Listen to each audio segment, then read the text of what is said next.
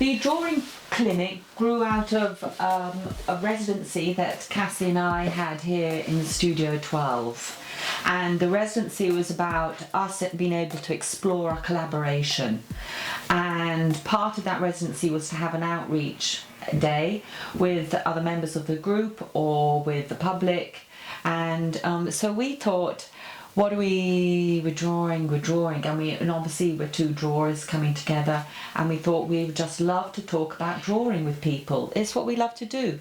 We thought anybody, doesn't matter whom, come and show us your favourite drawing that you might want to have just a chort about. It doesn't have to be something you did, it could be anybody's drawing, an old drawing, a new drawing, or if you've got any problems, because we've both got lots of skills and experience of looking at drawings and teaching practice behind us. So that's how it happened.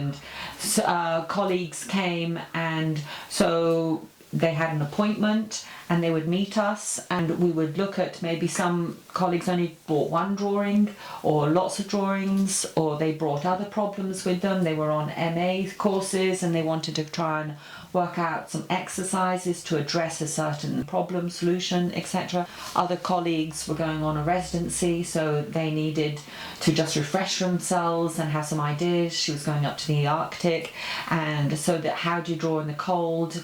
Is it time-based?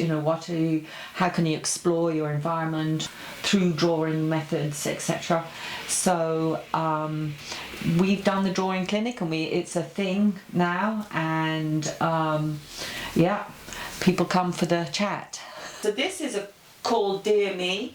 It's from the Conversation Piece series. So we would set up scenarios, and we were using the studio at different times. So one twin would do something to some stuff, like this piece, and then the other person would come in when they came, and they would do something to and add to the. So like this one, you just would come and you get a sense. This had loads of stuff. You can see the history. We love the Oasis. It's like drawing paper. It's about 3 years old, that piece. Easily. It's like drawing paper, because it leaves a stain of every mark and every hole. And there was something very destructive that we found, and sometimes you'd come in and you'd find that your twin had just absolutely smashed something. That you probably spent time doing. That you'd spend time doing, and it would just be smashed and destroyed. So then the other person, you wouldn't be put off, you just come in and you turn it around and you do something else to it, and it would just be creation would happen.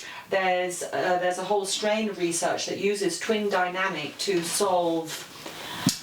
It's used in conflict resolution, because they can't understand how we can be so destructive and yet but find that balance and a harmony, which we do all the time. Sometimes I'll come in and go like, she just she screwed over my piece, but then I'll go like, damn, she's made it better, and she'll come in and do the same. Yes, and just like oh, that was really lovely, we'd text each other or something, or we'd take a photo and... we do things to make each other laugh, Make each other laugh is probably the biggest thing. She knows I'll go into the studio on my own, see what she's done and start laughing first. And, it was mostly done to provocation. That's like any drawing, it's that provocation. Yes. Like, draw the tree having breakfast, another drawing provocation, The paper pieces are very calm. There's some here where the drawing, you can't really tell who's drawn what on these pieces. We just hand it back one and of forwards. us did the horses and the other did the architecture. I realised the work I've done at home in my home studio, even though it produced that Glucksman show, but that turned out the way it turned out because I was at home in the home studio, not here. The other work I've made up there has adapted to the space. It's amazing how, the location would dictate the size, my scale, what I'm using lots of oil pastels, because I really missed not having the paint, so piling in the oil pastels and... drawing loves limitations. It does, yeah.